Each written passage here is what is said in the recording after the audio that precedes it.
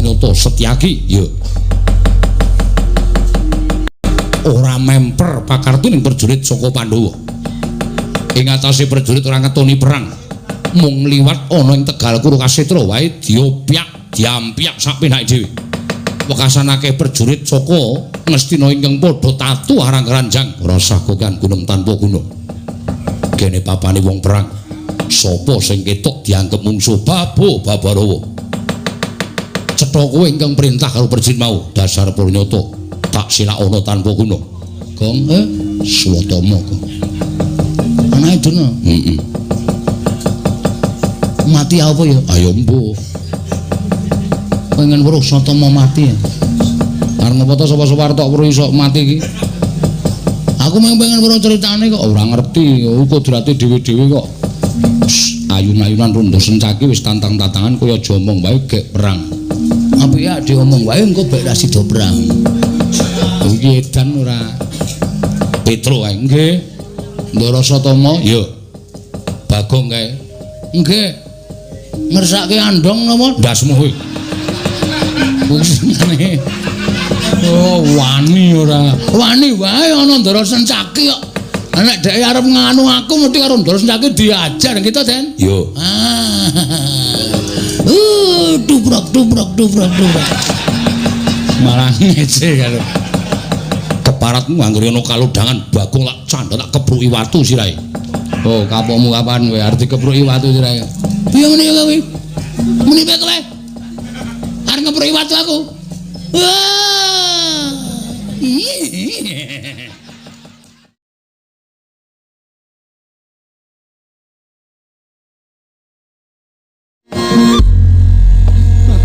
Tobat.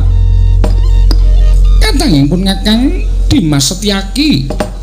Wonten timbalan ngadhau Kakang, Bu. Wisi dadi ngrayipun Setyaki. Sawise satata nggon mengadhep ngarsaning Mbak Ayumu aku padha harja sak praptamu Dimas. Tansah pinaringaning kawidadan niring Sambikala. Kepareng kula ngaturaken sembah pangabekti kula kunjuk. Tobat tak tampa. Ora liwat pangestune Mbak Ayumu wae tampan ana. Kula wedingga jimat paripin dayana ing kasantosan. Kakang Pati Udawa padha harja muni nggih Gusti Ayu. Wilujeng niring Sambikala kepareng kula ngaturaken sembah pangabekti kula kunjuk. Ndak tampa tipus padha-padha Kakang Udawa prayoga nunggun mengadhep ning pesanggrahan Glagah Tinulu. Nggih sampun boten kirang prayogi Gusti Ayu ing Madukara. Kakang Semar padha harja wilujeng niring Sambikala. Ndara Ayu bekti kula kunjuk. Iya Kakang Semar ndak tampa pangestu tampan ana ya Kakang. Nggih kula pundi nggo jimat paripin dayana ing kasantosan. Nala gareng prayogakna. Sampun boten kirang prayogi Ndara Ayu. Bekti kula kunjuk nggih Den. Iya tak tampa pangestu tampan ana Petro prayogakna. Nggih. Wilujeng niring Sambikala sampun boten kirang prayogi Gusti Ayu. Iya Petro. Bagong prayogakna. Sampun boten kirang prayogi Gusti Ayu. Iya Bagong. Kowe ngopo Bagong kok uwat-uwet tanganmu? Niki enten wong keblasuk Gusti Ayu. Atobat keblasuk piye? Nyuwun lagu. Atobat. Iki dudu papane wayangan seneng-seneng Bagong. Nggih, niki pun diamplopi lumayan wonten gangsal atus e. Ya kono yen kowe arep menehi lagu kono aja ning kene. Mboten kula ajeng teng mriki mawon. Ora nganggo seneng-seneng kaya biasane ya kok lakone, Truk. Lakone Bratayuda. Iya. Ora nganggo limbuk cangik, engko lagi nembang gubuk asmara cangike kepanah ndase. Iya. Malah modar. Suasana peperangan kok. Ah iya pancen tur dasare nek tradisine ya ngene iki ya iso diparingi sithik ning gara-gara ning ora akeh. Aku biasane malah ora nganggo gara-gara, ora nganggo limbukan terus lakon sewengi. Ngono ya. Dadi lakone ora pedhot dalan, rasane men ora ilang. Rasane iki rasa perange. Ha iya. Patobat ping ditakoni seklima wae le ngomong akeh banget Bagong. Meneng dhisik. Oh nggih. Ha mboten omong sampean nggih.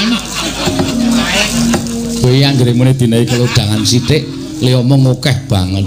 Ayo nyon ngapura. Terus Kowe nek upama ndek bojo kaya Ndara Sri Kandine kowe lho. Wis ayu, gelem gelut. Aku malah emoh. Malah ngrekoso. Ayo ana masalah. Tobat sapa Kang Mas sapa sing marek labrake modar malah. Malah aku mbayangke terus mbayangke apa ya? Ambangane nganggur. Ha iya. Ambangane pikirane aku ki nek ora ngono ki nganu tom-tomen mripatku ki. Tom-tomen apa? Tom-tomen le do kepruk-keprukan nang peperangan. Ha kowe ora ndelok kok. Heeh. Anggere godho kena nggon sirah cus brot. Wonge langsung mati. Kanu kena panah nggon dodo srep wonge mati. Wah nganu lho. Apa jenenge iki? Saruma. Apa? Kuwi lho sing tom-tomen lho. Zarima. Ah. Trauma. Heeh. Trauma. Mene tanggo mbayangke sing seneng-seneng ki terus aku ki mangan barang ora kolu lho, Tru. Lho kok iso? Ora ana lawuhe.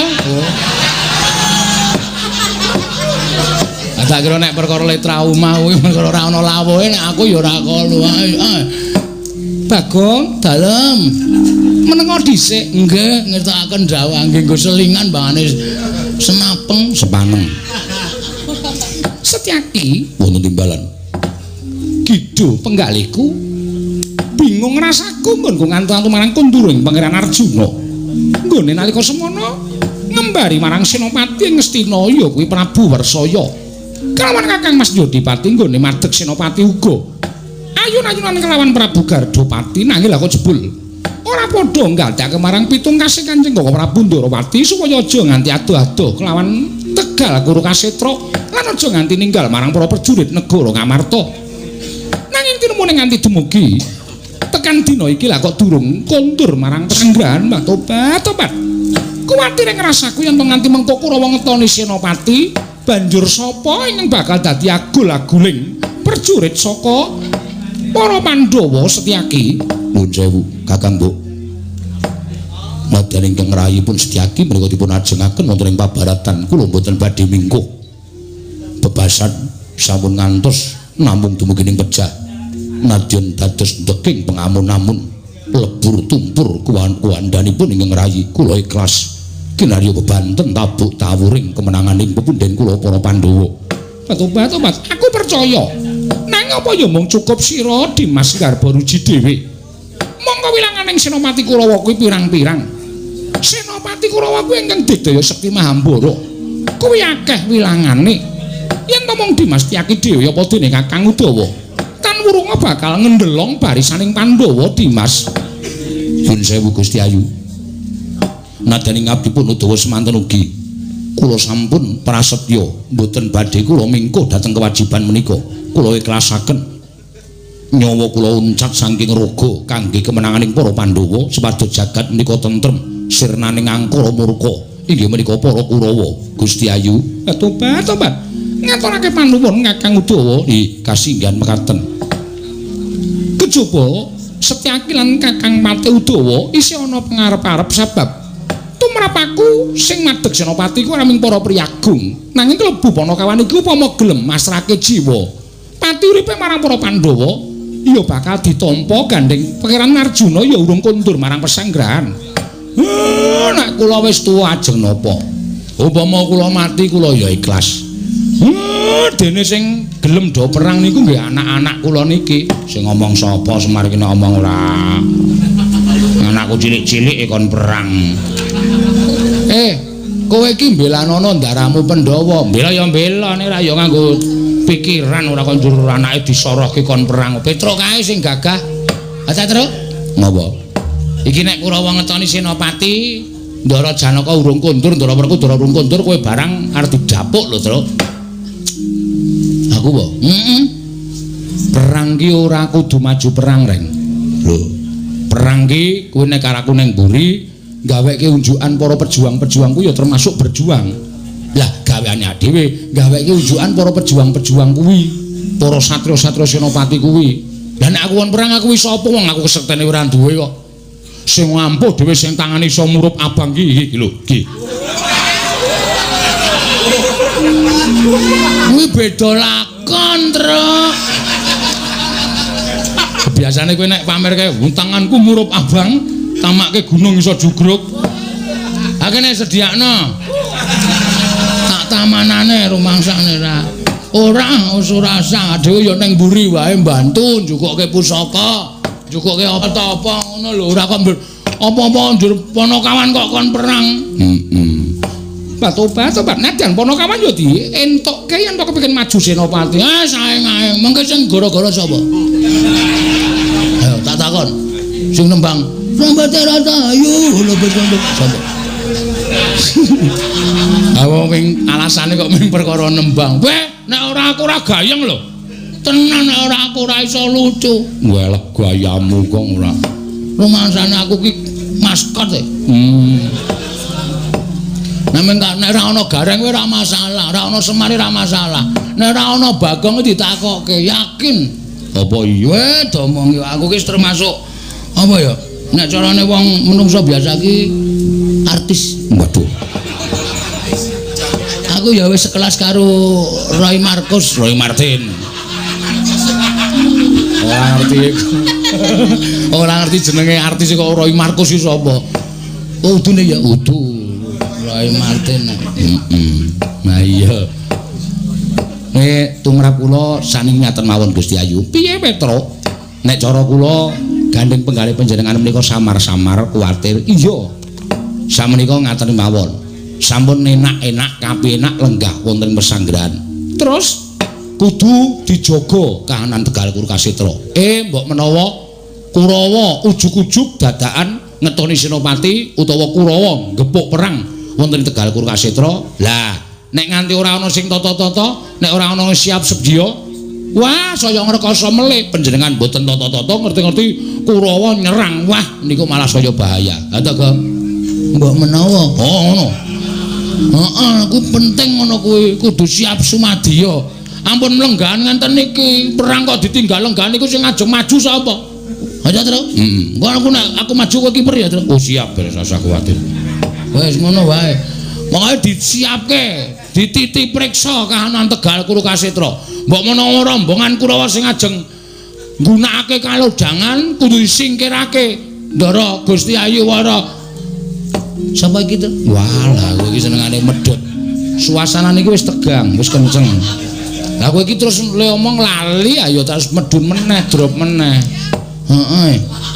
Sapa to? Ndara Sri Kandi. Hah? Sri Kandi. Sri Tanjung, Sri Kandi.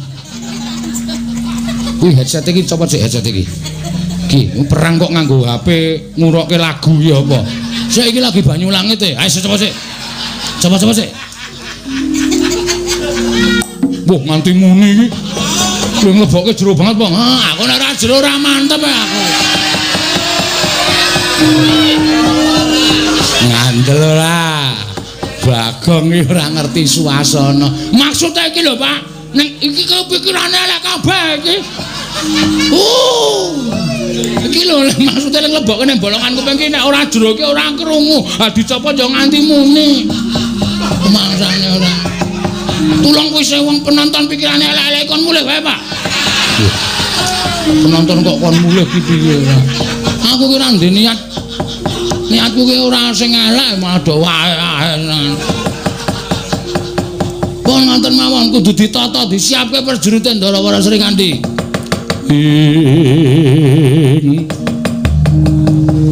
Wanodya yutama ngambar arum sang kusuma.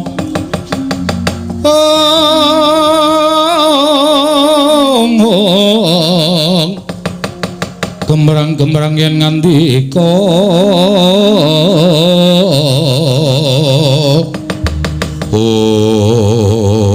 Setyaki wonten timbalan. Omong dadarake Ponokawan tak kira bener.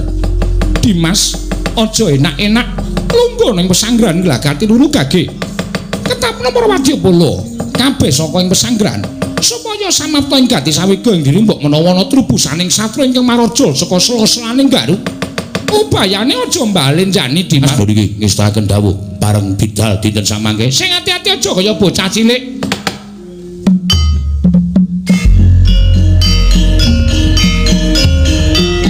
Ora saya.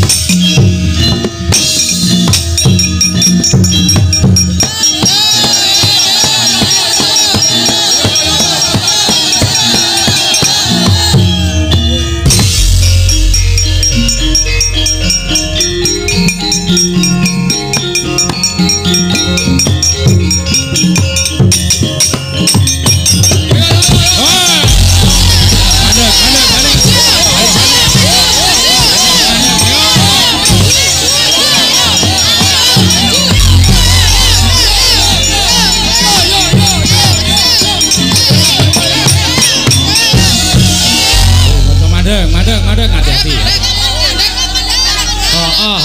Wis mandeg wis. Mandeg. Hati-hati. Iki ana barisan nyaketi Tegal Kuru Kasetra. Iki ana barisan sapa? Iki barisaning Pandhawa. Saka pesanggrahan Gelagah tinuru nampa ngembandhaut timbaraning Gusti Ayuwara Srikandhi kinen tata-tata mbok menawa Kurawa ngetoni Senopati. Ora lidhok ujaning wong adaplok. Iki ana barisaning para sata Kurawa, iki genderane gendera Kurawa. Aja ngawur. Iki ora niat bakal mapan Tegal Kuru Kasetra. Iki arep ngombyong Senopati Prabu Gardhapati lan Wersaya. Ora iso. Barisan liwat Kurusetra tetep tak anggap kuwi barisaning Kurawa. Wah, jan iki kok malah salin perkara. Ora perkara salin perkara, iki perkarane wong perang ora usah dadak solan salin. Butuhe Kurawa neng kene tak anggap kuwi wis ngetoni Senopati. Aja ngawur, sik iki dirembug sik. Kene-kene aku sing tuwa tak rembug kuwi tak kandhani ya. Iki barisane ora barisan perang ning ngombyong Senopati. Ya kuwi Prabu Gardhapati lan Prabu Wersaya. Lah kok dadak liwat Tegal Kurusetra? Lah dalane ping kene kok. Nek kowe liwat Tegal Kurusetra tak anggap kowe wis maju perang. Wae, iki ora arep maju perang. Iki lho sawangan tumbake sing dibungkus. Iki tumbake wis ana sarunge dhewe-dhewe iku ora jenenge ora samata ganti sawijining diri. Pokoke dawuh Gusti Ayuwara Srikandhi sapa sing nang Tegal Kuru Kasetra dianggep kuwi musuh. Arep nganggo pawadan apa wae kudu di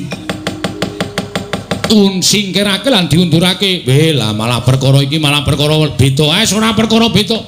Iki nggone wong perang.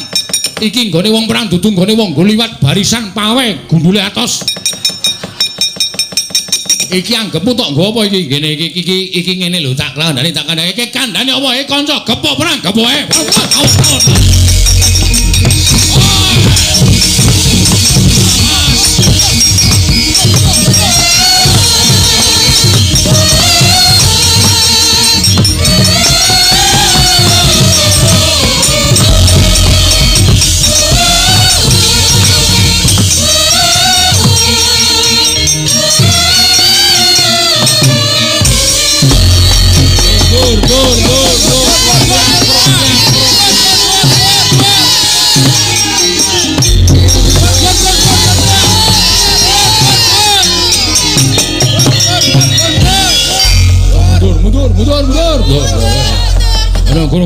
Glondeng krompiang glondeng.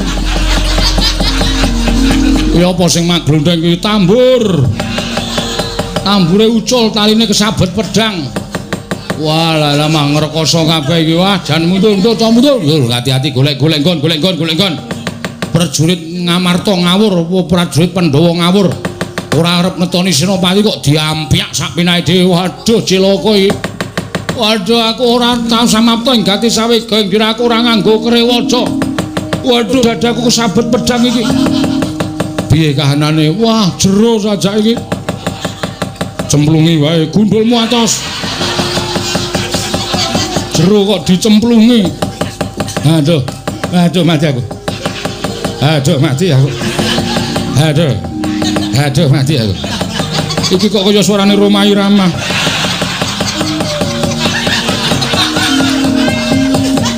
Mati aku. Berlalu, Kenapa kowe? Wah, cengelku kesabet pedang, Tambani. Waduh. Aduh lara tenane aduh. Kupingku ilang, Cok. Kupingku ilang iki. Tambani. Aduh. Piye kowe? Aduh iki kecocok tumbak. Lempengku suwek kecocok tumbak. Aming lempeng suweke kok nangis. Lempeng. Oh tak kira nek lempeng. Iki lho delokne golek tambani. Sapa sing tatu meneh? Sapa sing tatu goleki? Aduh. Ngopo? Rekku ilang. Nek kecekel tak ngobong raimu. Mingreke ireng kok aduh kaya wong kono ngopo. Wah jan. Aduh. Ngopo? Ora iso buka rok.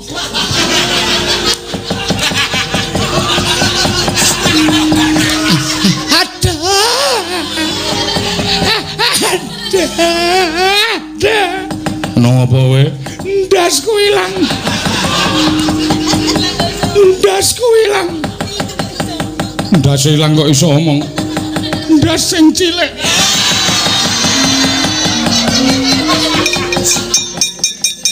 Kesabet pedang lho.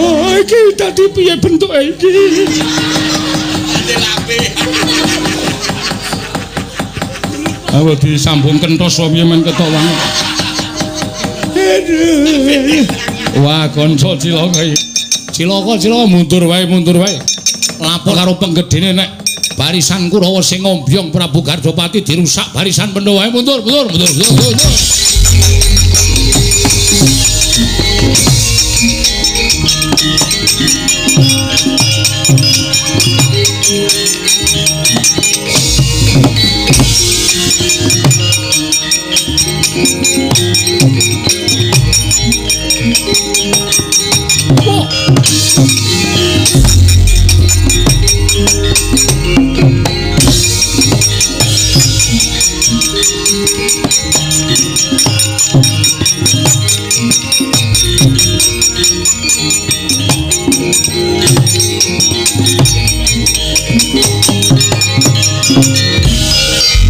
Pinututi lamun katututan lamun mangsa prawira diktaya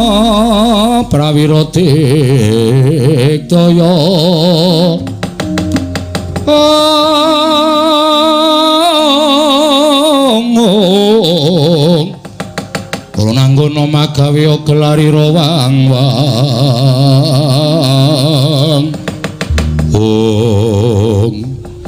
Swatama dasar Paranyata Setyaki ya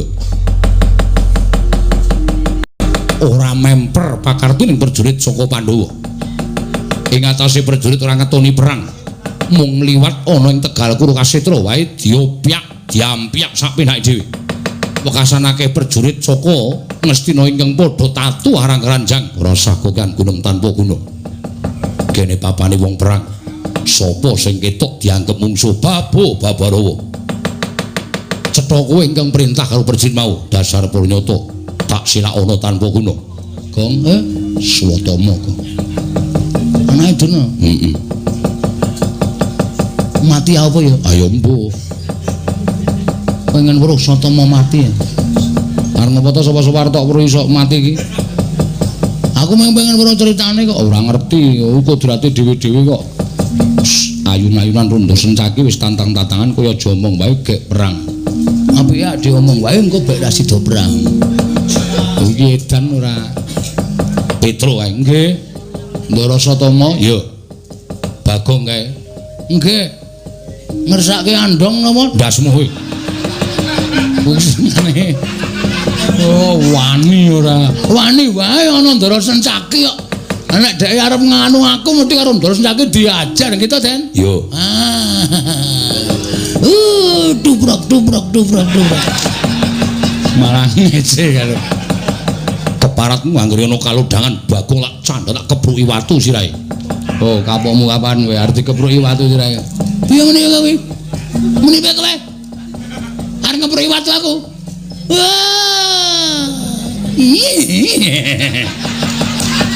Gong ora gawe mangkel rasa dadak kowe ngancam Panakawanku ayo Sencaki Sirnala ora gelem minggat menehi dalan Wadyabala Kurawa Jantakon dosa kowe sing bakal tak pateni marang jajalan Swatama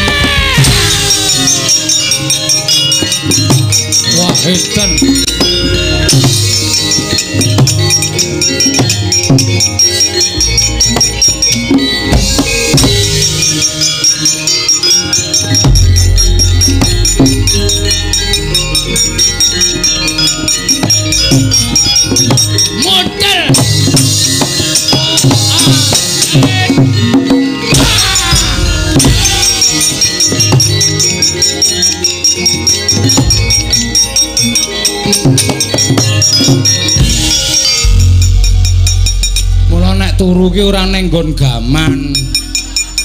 Aku mawar nyaut gaman lho, Gong, ora sengaja sing tak saut kok malah kowe. Andasmu tak duru, sirahe Durmagati. Gong. Gong.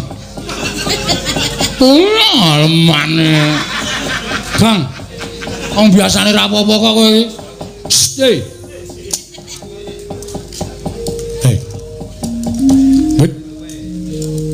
Marmo perang ditegogrok akeh banget. Gong. Kartomarmo perang ditegogrok akeh banget iki lho. Melu duwe ora le? Sik, kowe ora komanan lho. Gong.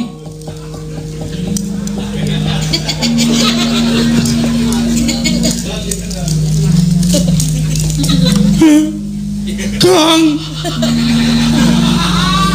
Aku ora sengaja le. Ora ngerti nek nek nglakon iki kowe metu mati kan. Ora sengaja le. Aku ora sengaja Gong. Aku meneh turu nang cedhak godho. Udur tak saut kleru kowe sing tak saut. Ana apa, Truk? Bagong mati rek. Bagong mati. Mati kena apa? Turu nang nggon gaman. Aku perang karo Durmagati, aku arep nyaut godhok. Kleru nyaut Bagong, sirahe Bagong tak duro sirahe Durmagati. Masa atos sirahe Durmagati? Misale sak ngertiku Bagong ki ora mung sirahe sing atos, suarane wae atos. Lah nyatane mati ngene kok. Ya wis. Ya wis. Ya mung kari bejo kowe apa bejo aku. Kok bejo kowe apa bejo aku? Bojone Bagong kan ayu. Ayo ngabari secepatnya. Golek layang kematian. Terus bojone Bagong statusnya ronda kampung. Oh iya ya.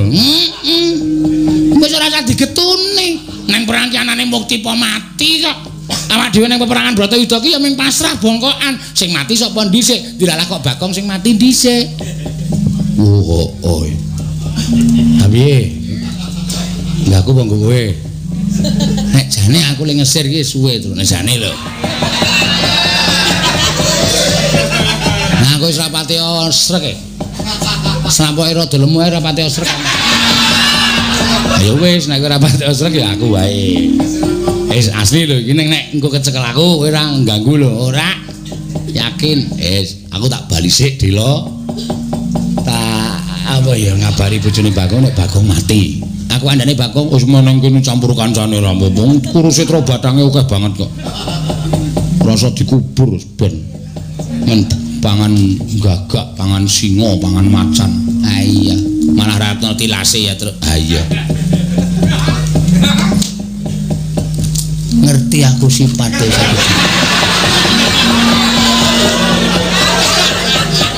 candak kowe. Mula kok HP-ne bojoku ana jenenge Yanto. Sebono asline garing. Genah ming disamudana karo jenenge. Iya Yanto 12. Wis ora masalah, aku santai kok wonge.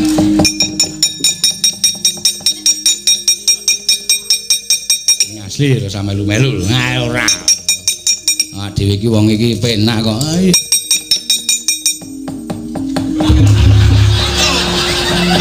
Gong, arep ndi? Ana omahmu. Lho. Ngopo? Dhisik.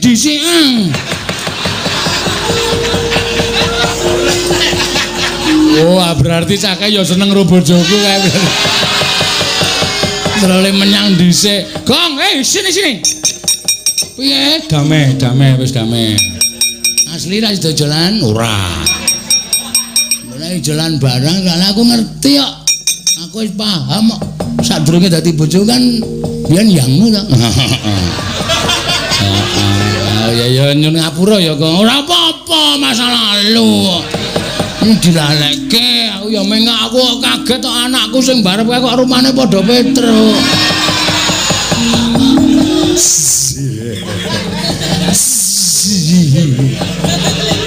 Aku yang gumun anakku sing garep kok matane padha kowe. Tos. Ini aku ra dolan tok Semar Cilaka iki. Lah simbok ereng kowe njur arep ngawur wae. Nekat. Njur dur Semar ora reng, mbok ora kaya ngono iki. Ndoro Sencaki, Ndoro Udawa sing ngamuk kaya ayo dibantu ya, Tra ya.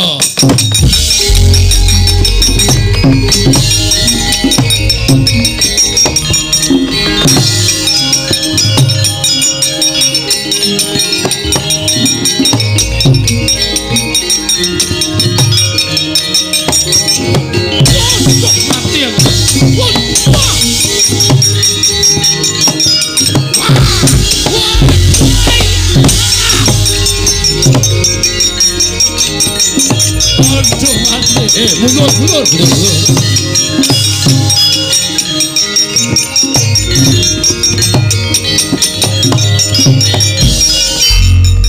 Rebut balung tanpa isi, rebutan kemiri kopong. Wong nyatane ming arep liwat Tegal Kurukasi to lha kok dicegat barisan saka Glagah Tinul. Dipandhegani karo Sencaki karo Udawa Kurawa nekuk penjalin golek dalan nyangkal kutung.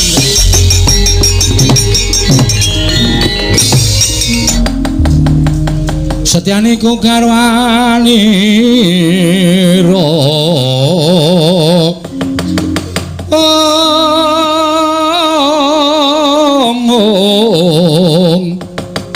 Setyane ku garwani ro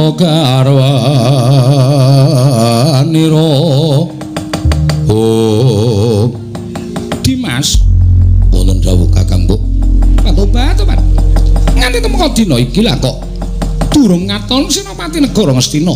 Kanthi kaya ngono iso tak westani yen to Senopati ya kuwi Prabu Gardopati lan Mersaya durung tekaning mati. Mriki. Lajeng bareng Paduka. Perkara iki ora tak anggap enteng. Mula kang sanga kuwi sira Yayi tunggu ana ing pesanggrahan Glagah Tinulu. Dene aku mbakyumu bakal sowan ana ing Randu Watangan ngaturake perkara kanan Kurus Kasetra marang panjenengan Kanjeng Hyang Masopati apa dene Koko Prabu Ndarawati. Mriki. Mulai tulung mengatur namung sembah kula ngiring jemkar Paduka Kakang Mbok Woro Trikandi. Petro. Nuwun. Derekno aku prapta nang pesanggrahan randu watangan monggo kula dherekaken yo kaya derek Gondoro Prasikandi. Yo. Sowan Kanjeng Hyang Matswapati apa dening Koko Prabu Sri Bathara Kresna nggih ngestakaken dawuh monggo Gusti kula dherekaken. Iya Petruk Setyaki tunggunen glagaten lho niki ngestakaken dawuh paduka Kakang Mbok Para Sri Kandi.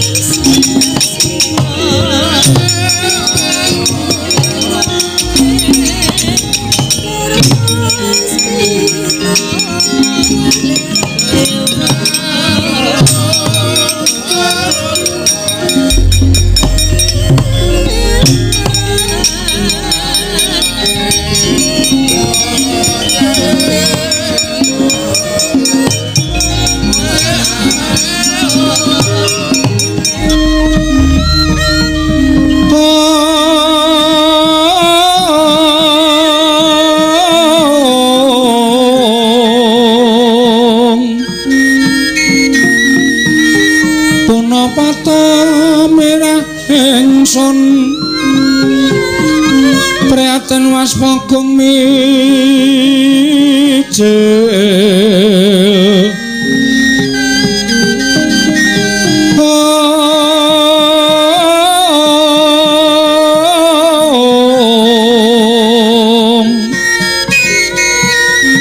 Tuda tanpa karya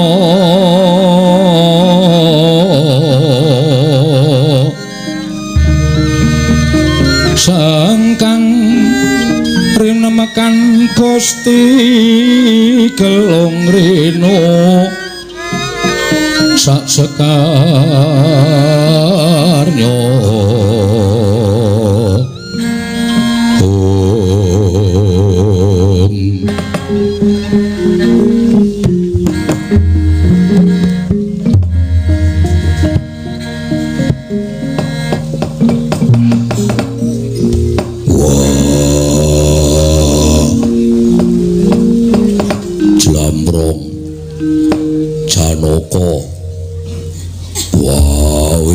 meneng bae kowe ijik urip jlambrong ninggi Kakang Mas yo dene badan kula sampun boten saged nglawat kanthi nenggo saya dangu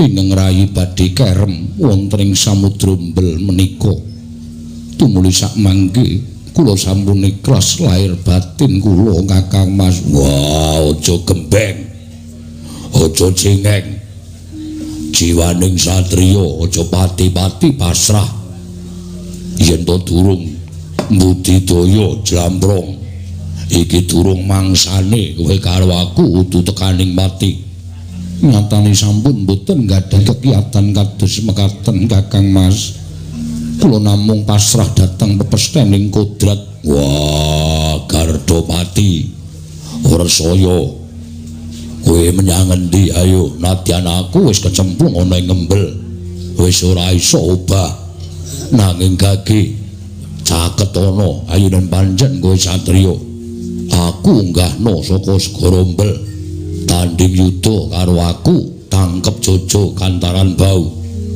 Nggih Kakang Mas Gumono musik wonten manahipun ingkang raying Madukara nalika kula lan Kakang Mas nampi dawuhipun Koko Prabindrawati mboten kenging pisah kalian para wadyabala tuwin mboten kenging tebih-tebih saking Tegal Kurusetra ewadene jebul pinanggihipun menika ingkang badhe kelampah kula lan Kakang Mas nerak dhateng walaripun Koko Prabindrawati samangke sampun tebih purukipun saking Tegal Kurukasetra mboten ngertos sangkan paraning bilai menawi lajeng dipun krenah kanthi cara mekaten dipun apus krama dening pun Gardopati miwah Persaya Koko Prabu Koko Prabu Ndarawati ingkang rayi nyuwun pangapunten Koko Prabu. Saderengipun pejah mbok menawi Koko Prabu mireng aturipun ingkang rayi, kula sampun wantun nerak dhateng waleripun Koko Prabu. Kula nyuwun pangapunten Koko Prabu.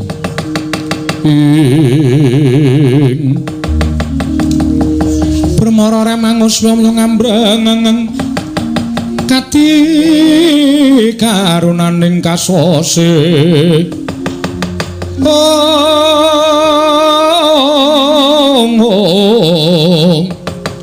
yen aneng marga memalat kung praptaning Prabu Gardotpati wa Prabu Resaya jingkrak krana bingah nyumur pisang Werkudara wis prapting teleng ngembel.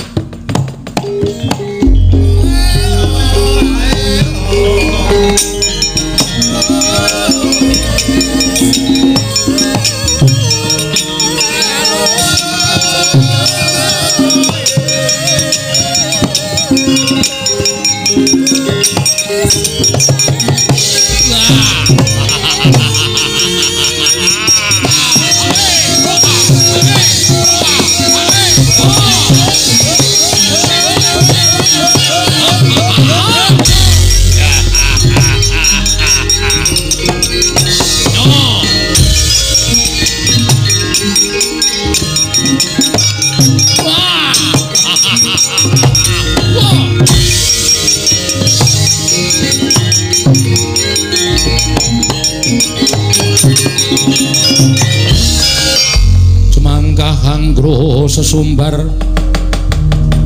lindo bumi kunjing kumalu dokundur gato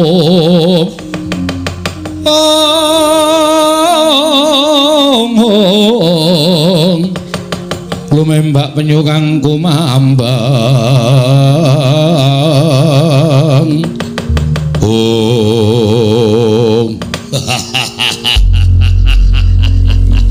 Yayi Wersaya Kakang Gardopati piye sawangen nadyan kondange dadi singa singaning pabaratan sapa sing ora lirip karo Werkudara yen to wis mundi gada rujak pala persasat Kurusetra kaya dene ketekan Sang Hyang Yama Diwati dewaning pepati ning saiki sawangen katon pucet pasuryane ora duwe kekuatan mung wis mapan sak dada embel ingkang narungku kelawan si Werkudara Padri si Janaka malah Janaka mung kari sithik wae wis klelep jroning embel deloneh kowe tekaning pati wis ora ana ngumandhanging satriya Jodipati sing dadi dewaning pepati dewaning Antaka ana ing jroning perang Bratayuda Jaya Binangun ladalah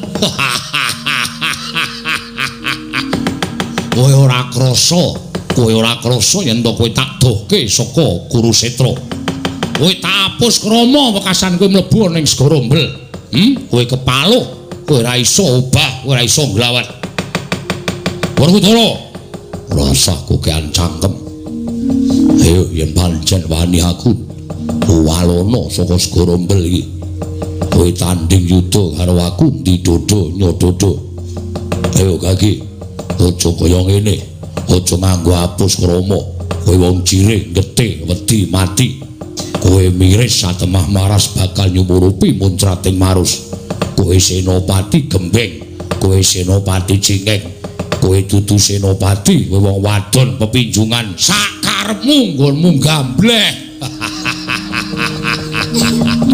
ayo Janaka kowe kono ngomong aja ming meneng wae kowe ya ora ngerti kowe tak hapus krama kowe mlebu ning embel kowe wong loro ming kari ngenteni wayaning mangsa kala kowe bakal tak pateni mongko wis entuk ide palilaing Kanjeng Prabu Duryudana sing kudu nugel gulumu dudu kok nata Ngastina nanging wis dipasrahke marang Prabu Gardopati lan adikku Yayi Wersaya yen perlu kuwi malah luwih prayoga aja ming mbok cenges atiku ayu kaki tugelen gulune Werkudara tugelen gulune Janaka luwih moncer luwih seneng atiku tinimbang aku mbok irang-irang, aku mbok wirang-wirang ning jenenge ngembel.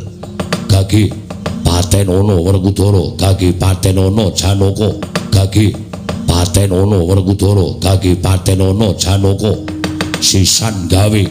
Wah, kowe iso mateni Werkudara kondang kumandang jenenge Gardopati karo Persaya.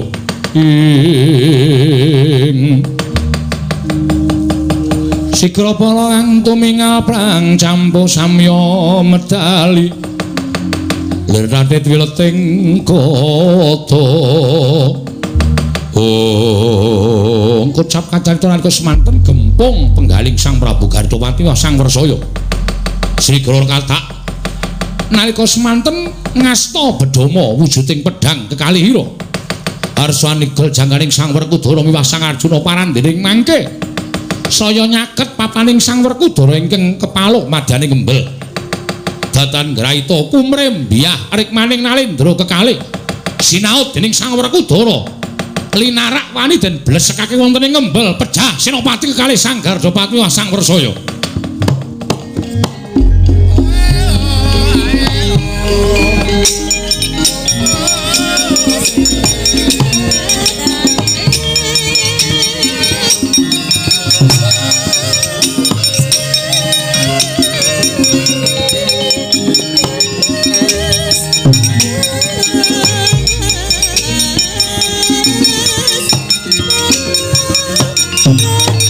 Mati dereng aku Werkudara ora bakal macak mesti bakal tekaning padha.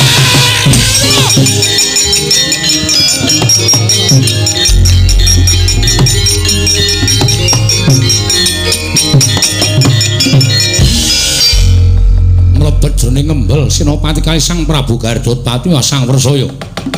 Nalika semanten sigra tanggap Sang Werkudara Kuwanda kekalih kinarya pancatan sigra medal saking telenging ngembel Risang Bratasena wau.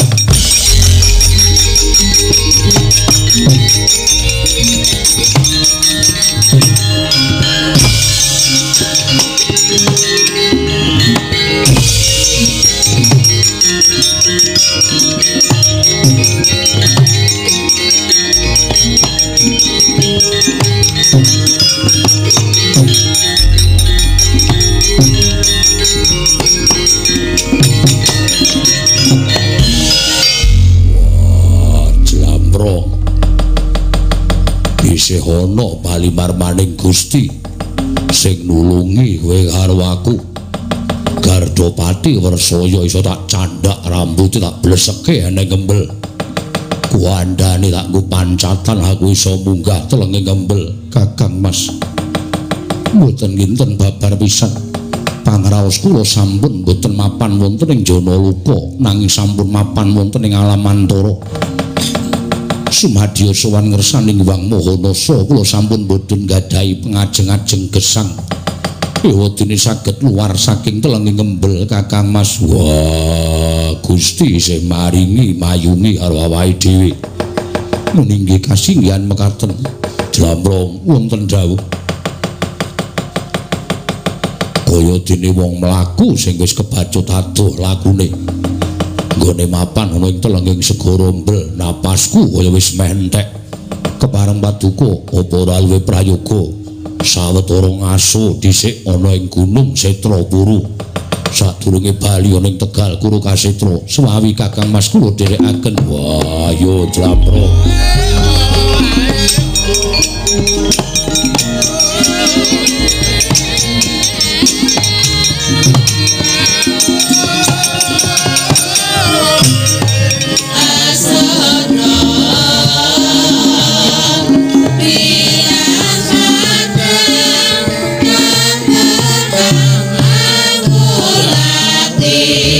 Sanyata langkah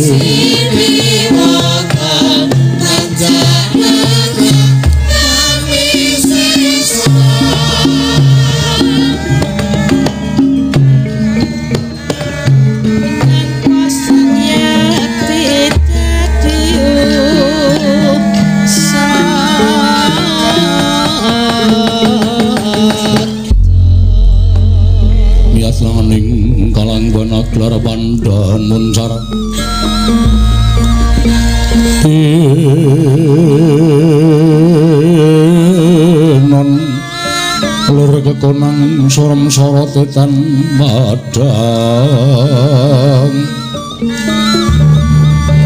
Om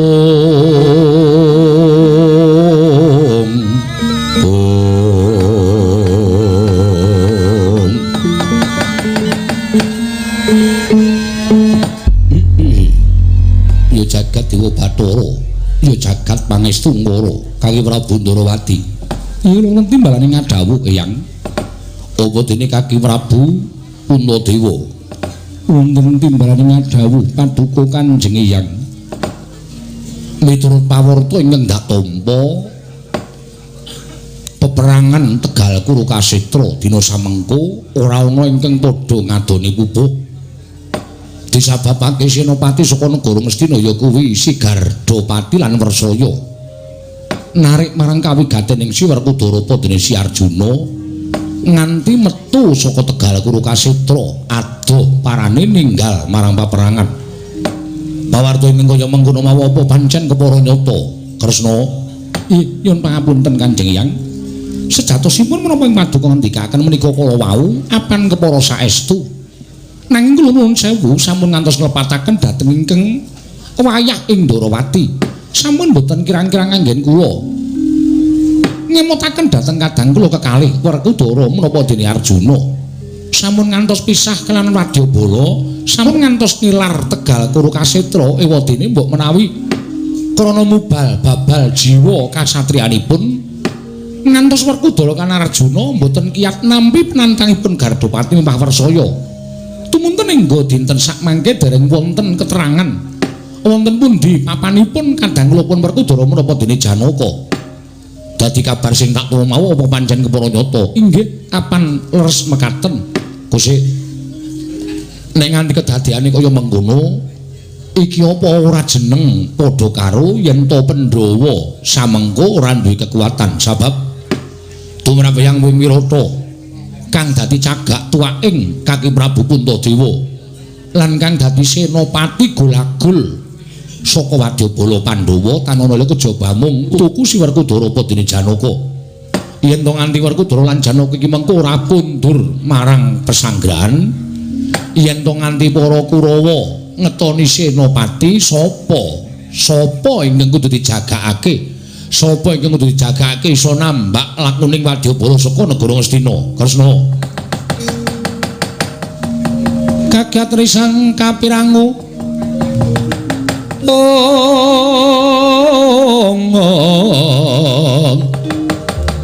ginanggul ginempit gambir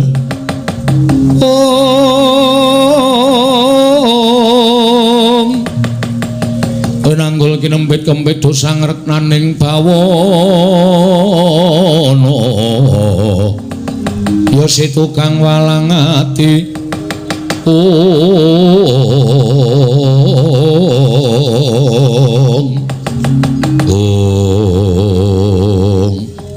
sewu yang miturut pemanggihipun ingkang wayah ing Ndarawati menawi mekaten pandanganipun paduka Kanjeng Eyang estunipun namung setunggaling saged kula aturaken. Sapa kang kira-kira bisa nambak lakuning para Wadyabala Ngastina? Kula nun sewu sampun ngantos damel kerja teng penggalih paduka Kanjeng Eyang ingkang saged sak timbang sak bobot kaliyan kekiyatanipun Arjuna menika namung nuwun sewu atmajanipun Yayi Janaka piyambak inggih menika pun anak kula Abimanyu Kanjeng Eyang.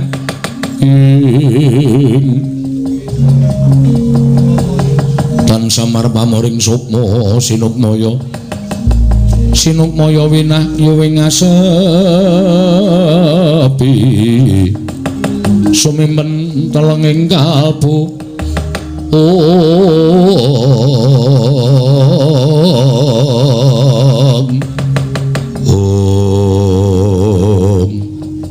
Kresna wonten maring adhawuh monggo dina iki Abimanyu disingetake ana ing negara Wirata. Siji, Abimanyu aja nganti ketok merga bocah kae ginadang gadang dening Pandhawa. Ing ngangka loro anakku si Utari ngedeng bobot. Lah nek nganti Abimanyu iki mengko dijokke ana ing pabaratan apa ora jeneng padha karo sulung mlebu geni iwak kecemplung ing wuwu. Iya to yen Abimanyu mengko bisa unggul jurite yen to nganti kapuping rono Madyaloka tan wurunga Utari anakku sing bobot mesti bakal gempal atine yen to nyumurupi kahanan kang kaya mengkono. Nuwun sewu yang menawi saking panginten kula lampanipun ingkang wayah pun Abimanyu menika estunipun namung nyiksa dhateng manahipun piyambak.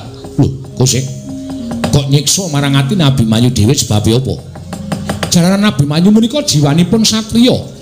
Monggo Abimanyu nalika semanten boten kendhat anggenipun angudi indak ing ilmu gayuh wuwing kawruh inggih bab samu kawisipun tegesipun mboten ngomongaken babakan kawruh Wreda tuwin lan tiping panggrahita nanging ugi aji jaya kawijayan miwah kasantosan menika tansah dipun udi dening anak kula pun Abimanyu. Mongko ing ginadang wonten manahipun anak kula pun Abimanyu menika benjang menapa saged majeng wonten ing pabaratan langkung-langkung saged sinampiran minangka dados senopati. Jernyatanipun jiwa satria ingkang kedah mekaten lampanipun. Menawi Abimanyu menika dipun singetaken wonten negaring Wirata, kula nuwun sewu mboten ateges kula menika mbujuk paduka Kanjeng Eyang. Nanging kula mesakaken dhateng manahipun lare menika bebasanipun wastra lungset ing sampiran. Sarah mungging lautan mboten wonten ginanipun anggenipun gesang wonten ing Madyapada. Mulai saking menika kula nuwun diparilah paduka Kanjeng Eyang inggih namung Abimanyu menika ingkang samangke saged nambak lampahing prajurit saking negaring Astina. Kaki Prabu Puntadewa piye? Menawi ingkang wayah ing ngamarta Kanjeng Eyang namung jumurung ndederek kersanipun Kaka Prabu Ndarawati. Jernyatanipun Kaka Prabu menika sampun tinuding minangka dados pujangganing para Pandhawa. Awon salepat leres abang biruning para Pandhawa gumantung wonten astanipun Kaka Prabu Ndarawati Kanjeng Eyang. Ya yen pancen kaya mengkono, aku ya mung kari manut karo kersaning Kaki Prabu Ndarawati. Menawi Kanjeng Eyang sampun ngilani dinten mangke kula badhe utusan kadang kula pun sedewa supados sowan dhateng Wirata. ingkang wigatosipun ngaturaken dhateng anak kula pun Abimanyu bilih Abimanyu sak mangke pinatah dados Senopati mangreh sangya para Sata Kurawa. Yen pancen kaya ngono dadi kersane Kyai Prabu Kaki Prabu Ndrawati eyangmu mengkari manut Sedewa nuwun maring adawuh Kang Prabu maju mrene nggih adiku Cah Bagus Dewa.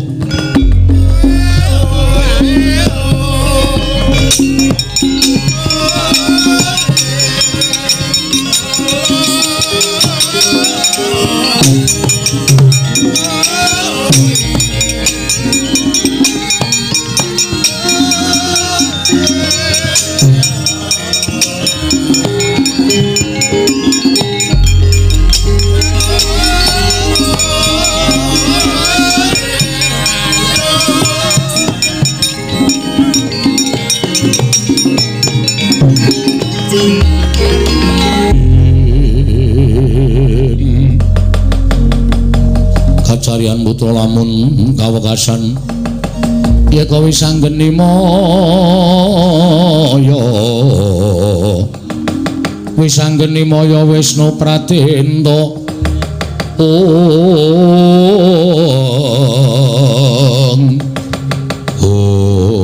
Sedewa iwon nimbalan Kang Prabu aja wedi kangelan lumarapo marang negara Wirata. Nggih. Sawise patone negara Wirata sira paremangandikan Klarat Majamu Abimanyu yen ta dina samengko Senopati ya kuwi wong tuane Si Werkudara padane Si Arjuna durung bali marang pesanggrahan. Kuwatiring para sepuh yen to nganti mengko Kurawa ngetoni Senopati ora ana ingkang wani lan bisa nambak lakuning para Sata Kurawa.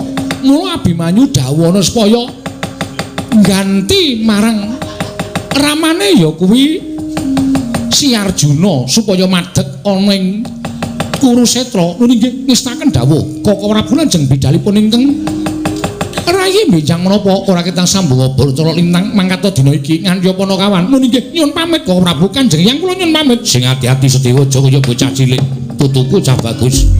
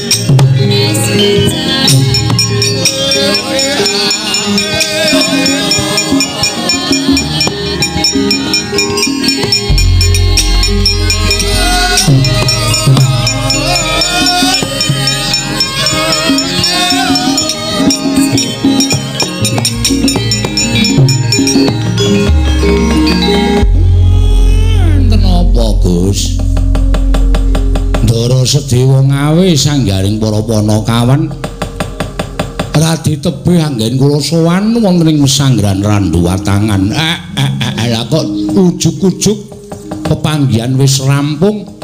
Ndara Sedewa njawil kali kula kali anak-anak kula. Enten apa Ndara? Enten apa Gus? Enten apa Juragan? Kemarang kula cumadong dawuh kok sajak wigati. Kakang Semar, kula. Kakang Semar nderek karo lakuning Sedewa. Tindak teng pundi? Sowan marang negara Wirata, Kakang. Mangke riyen napa wigatine napa kok sowan negara Wirata? Monggo niki mangsa perang, lha kok malah sampeyan ninggal pesanggrahan ajeng teng negara Wirata niku wigatosipun apa? Iki mau rembugan ning jroning pesanggrahan Randuwatangan. Kanjeng Yang Matswa mati ing Wirata goreh penggalihe. Koko Prabu Ndarawati uga semono. Bingung penggalihe klebu Koko Prabu Puntadewa. Merga tindaking Kakang Mas Werkudara apa dene Kakang Mas Arjuna ingkang nalika semono ngladeni senopati saka negara Ngastina ya kuwi Gardapati lan Wersaya. Nggih. Nganti tekan sprene durung bali Kakang. Mongko kuwatir penggalihing Kanjeng Yang Maswapati apa dene Koko Prabu Ndarawati yen to nganti pendhok Kurawa ngetoni senopati. Nggih. Ora ana ingkang kinarya agul-agul saka barisaning Pandhawa. Mula aku tumuli diutus dening menyang negara Wirata. Mangke riyen wigatine napa wigatine? Wis diputusake ora ana ingkang keduga nyuli marang senopati Pandhawa kejaba amung ya kuwi dina samengko aku dawuh kelawan anak Abimanyu supaya nyuli bapakne nambak lakuning para sata Kurawa ingkang bakal metu saka Tegal Kurakasetra Kakang Badranaya.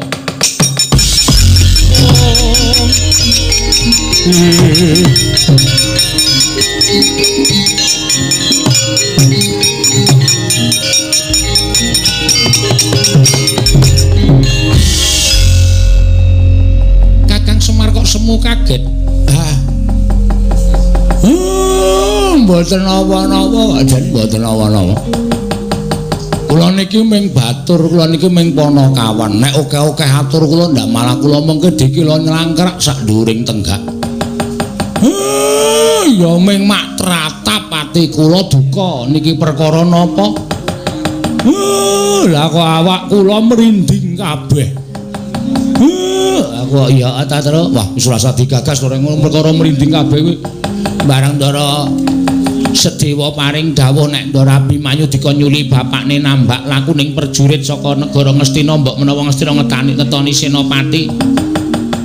Kok kaya mak tratap aku krungu ngendikane Ndara Sedewa nek Ndara Abimanyu kon maju dadi senopati. Aku jane atiku maksir ning ora tak anggap kowe maksir ora gong. Aku makpong. Iki senengane mbok murambedani dhewe. Aku ora tau tak gagas terus. Sasmita apa wae aku ora tau tak gagas men pancen mbok menawa ana ing Bratayuda iki wis werna-werna apa kae lakone iki. Ha iya ning ora. Bapak lho cengele nganti kemringet kuwi. Mbok menawa le mikir banget kuwi. Mah Semar nek metu kringete ambune pol-polan. Ya wis men ora apa-apa. Monggo Gus kula dherekaken. Monggo kula dherekaken ning sampean mengke ampun dangu kula nggih. Kula tak ming melu teng negara Wirata mawon. Napa sing diwelingkeng Raka, napa sing diwelingkeng Eyang mang ngendikake dhewe ampun ampun dijak melu-melu perkara niki nggih Den. Yo Kakang Semar.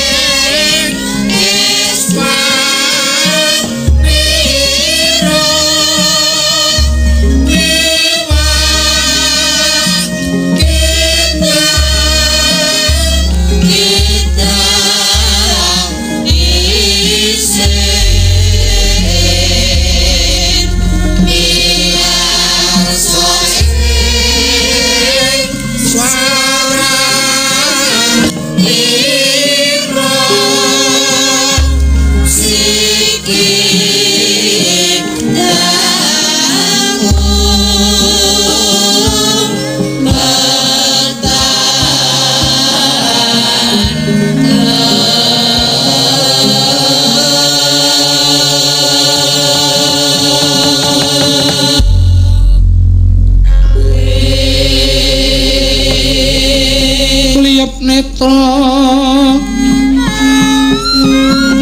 pracenan linangging sukma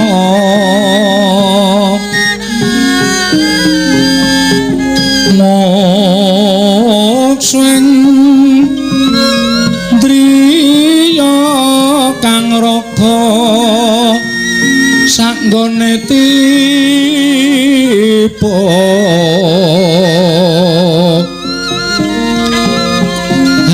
angler patra karandyan ka belasarso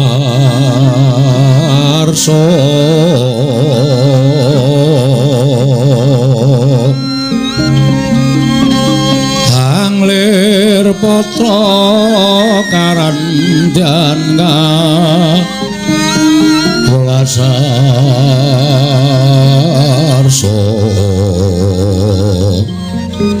pranantapa apindha dineskara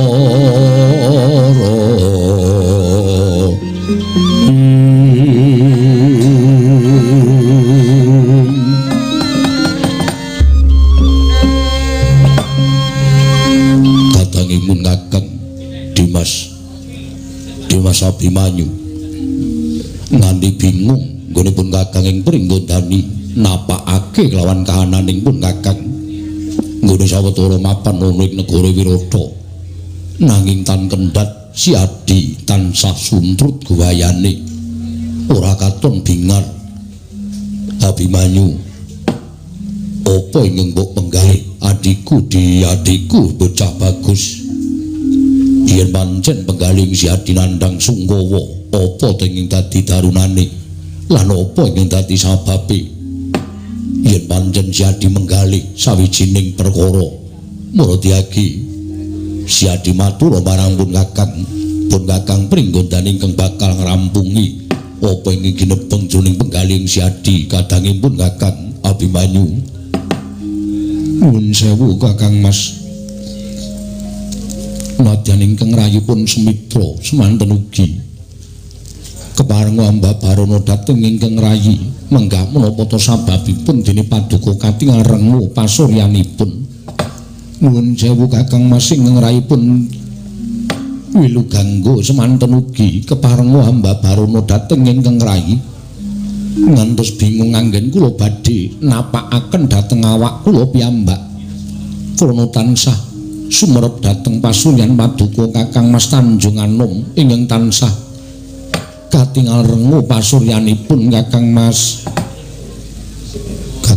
Pringgondani Kakang Mas Gatotkaca adikku Abimanyu kepiye Sumitra kula wonten maring adhawuh apa dene sira Wilugangga iki kula wonten maring adhawuh Kakang Mas bebasan wastra lungset ing sampiran sarah mungguing lautan ora ana gunane Abimanyu urip ning alam padhang teka ingkang dak gadang-gadang ingkang kula gayuh ngantos sepriki merucut saking gembolan uwal saking kudangan Kakang Mas.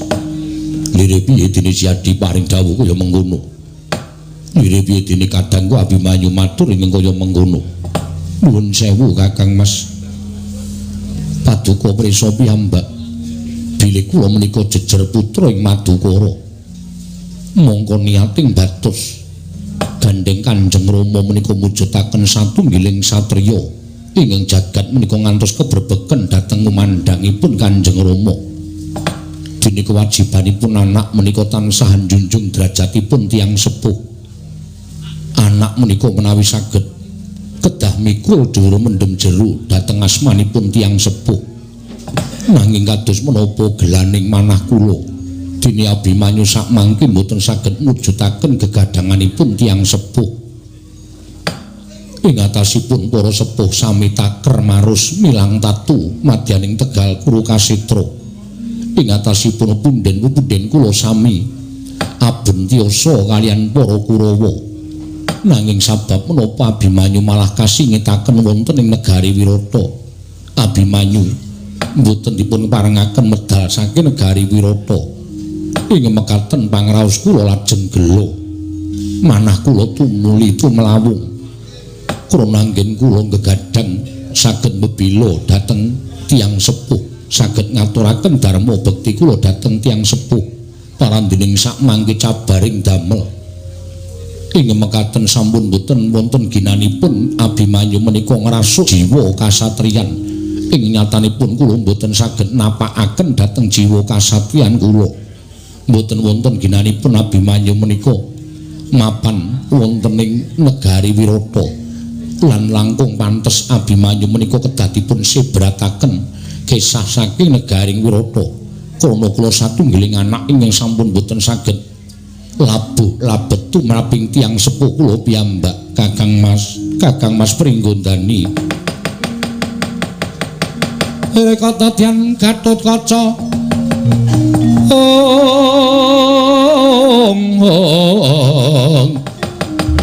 Kinon Mapakarka Suta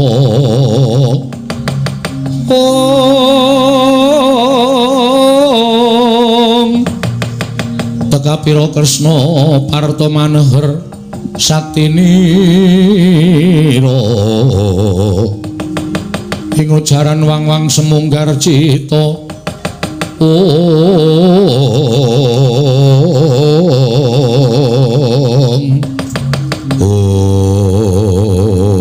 Abimanyu kersaning para pepunden sayekti nganggo dasaripun menapa dasare yen to pepunden Pandhawa ngiman nglawan Siadi sabab Siadi ingkang digadang-gadang bakal nyambung sejarahing para Pandhawa. Lamun to Abimanyu maju ning pabaratan yen to nganti cilik loro gedhe tekaning pati tan wurunga pepes bayu kang tapis para Pandhawa ora duwe pangarep-arep ingkang bakal nyambung sejarahing para Pandhawa. Kula penggali Siadi ndak suwun supaya ingkang sabar sing semeleh ora usah dadak duwe pangarep-arep kepengin maju ning paperangan sabab iki dawuh para pepunden yen nganti Abimanyu nerak pacak nerajang perbatang pun Kakang uga bakal nampa duka aku ora bisa njaga lawan kahanane adhiku lananging Tanjungan. Nuwun sewu Kakang Mas, menawi perkawis menika kula namung ndederek namung ingkang boten kiyat anggen kula raosaken kenging menapa Abimanyu gesang wonten ing Madyapada pinutrakaken dening Raden Janaka. Tuwin kenging menapa Abimanyu gesang wonten ing Madyapada dadak ngrasuk gelar kasatriyan. Menawi kula menika boten ngrasuk jiwaning satriya, tuwin kula menika sanes putranipun Raden Janaka. Tartemtu kula saged nampi dhateng lelampan menika. Nanging tiyang sepuh kula taker marus milang tatu kenging menapa kula putra ingkang dipun gadang-gadang namung lenggan sila tumpang kendangan dengkul. Lajeng kula menika anak ingkang kados pundi? Lajeng kula menika anak ingkang kados pundi? Kula nyuwun prisa dhateng jengandika Kakang Mas Pringgondani. Tan samar pamoring sukma sipma sinukmaya sinukmaya winayu ing asepi sumimen telenging kalbu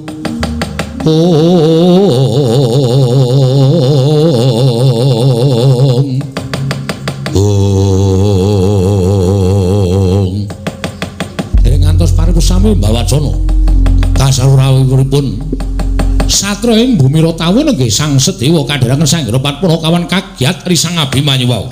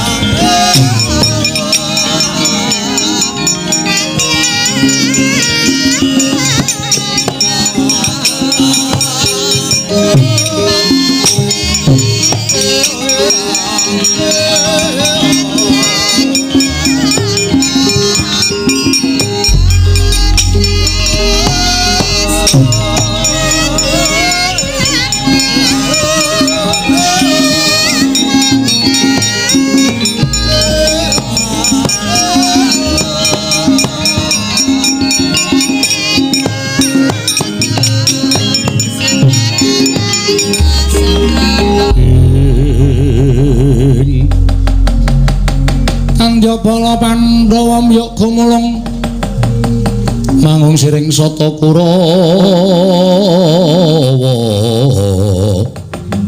kambaung kesru katite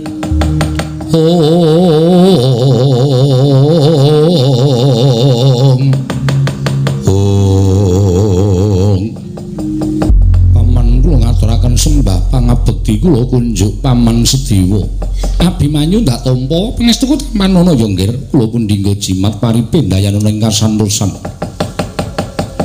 paman kula ngaturaken sembah pangabekti kula kunjuk semitra ndak tampa pangestu ning pamanmu Mbuwira Tawu Tampanono kula pun dinggo jimat paman kula ngaturaken sembah pangabekti kula kunjuk Wilu Gangga ndak tampa paman Sediwa kula ngaturaken bekti kula kunjuk Gatotkaca ndak tampa Cah Bagus pangestu ning pamanmu Tampanono kula punika jimat paripe dayana ing kasantosan ndadosaken kagiat raos sing manahipun ingkang putra ing Tanjung Anom paman wonten paridamel menapa paduka rawuh wonten ing negari Wirata mugi kepareng ambabarana ingkang putra Punangka Wijaya paman Abimanyu wonten timbalan ya senadyan sira kula disingitake dening para pepundhen mapan ana ing negara Wirata nanging mbok menawa anakku Tanjung Anom kepengin ngerti kahanan peperangan menika ingkang kula gadang-gadang rinten pantren ing dalu malaistunipun namung boten ngertos pawartos wonten ing paperangan sageta ingkang putra manjing telenging paperangan Abimanyu wonten dawuh nalika semana wong atuamu lan sakarone ya kuwi wong atuamu Jodipati lan Madukara pinatah madheg Senopati ngembari marang Senopati ning para Sata Kurawa ya kuwi Prabu Gardhapati lan Prabu Wersaya inggih kasinggihan mekaten mongko wong atuamu ya kuwi Kakang Mas Arjuna wis wiling dening Kaka Prabu Ndarawati wis dielingake aja nganti misah sarta aja nganti ngadoh saka Tegal Kurukasetra nanging muga saka mubal babaling rasa ingkang tan bangkit pinambeng eling-eling bapakmu kuwi ora tanate mambu penantang monggo banjur ditantang dening Gardhapati lan Wersaya mubal kanepsa ning wong atuwamu sakarone wekasan ngedoh saka Tegal Kurukasetra ngedoh saka Tegal Kurukasetra nganti seprene durung kondur marang pesanggrahan lha kowe tak kandhani ya nggih iki mau awakmu ing Ndarawati sarta yangmu ing Wirata wis padha sarembug jroning pahaman pesanggrahan Randuwatangan. Kuwatir para sepuh yen to nganti para Kurawa mengko ngetoni Senopati mongko ora ana ing kinali agul-aguling Senopati Pandhawa mula Abimanyu. Praptaning wong atuamu Mbumira Tawu ana ing negara Wirata iki mung bakal dawuh kelawan jeneng sira. Ngemban dawuh timbalan ing Kanjeng Hyang Wirata apa dene Kaka Prabu Ndarawati. Abimanyu dina samengko si Abimanyu ingkang kapatah minangka dadi agul-agul Senopati ngamarta nggenteni wong tuamu ya kuwi wong tuamu sakarone Kakang Mas Jodipati apa dene Kakang Mas Madukara Tanjung Anom.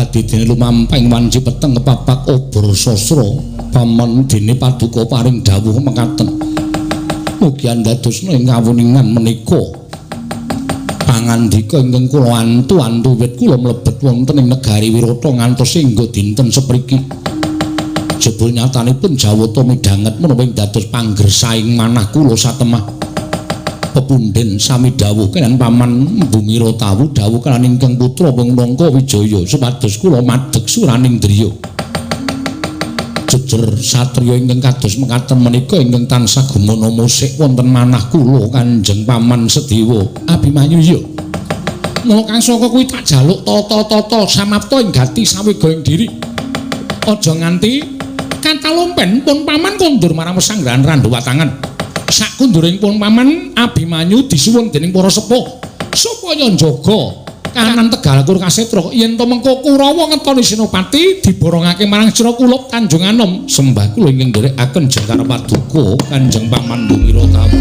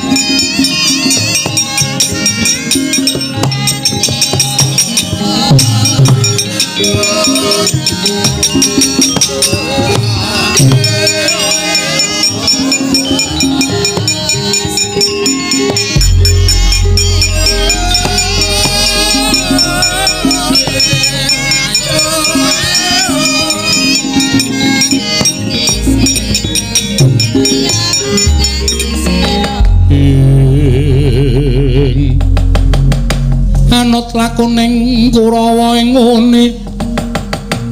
ngene patine Sang Abimanyu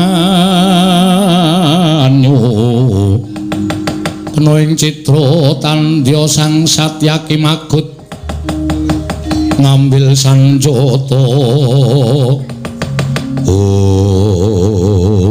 Kakang Mas mboten ana babar pisan bilih panggersaing manahipun Abimanyu kapireng dening para Jawata wekasan para dewa ngudane menawi dados pamutahing manah kula Kakang Mas Abimanyu yen to pancen wis ana dawuh saka para pepunden pun Kakang ing pringgondane ora bakal negake lawan Siadi pun Kakang ingkang bakal ngawat-awati laku ning Siadi saka ing Dirgantara matur sembah sewu nuwun tanpa pepindhan wilu ganggo kula wonten paring dawuh yen to pancen sira kuwi anak Janaka katana nggone sira kuwi njunjung marang derajating wong tuwa aja negake kelawan kadangmu tuwa Abimanyu wila ganggo tak tuding ngarya dadi cucuking ajurit nggone bakal ngrabaseng mungsuh para Sata Kurawa nuninggi ngestaken dawuh paduka Kakang Mas Semitra kula wonten paring dawuh Kakang Mas sira kadangku bocah bagus Semitra Cawisna titiane Abimanyu Kyai Pramugari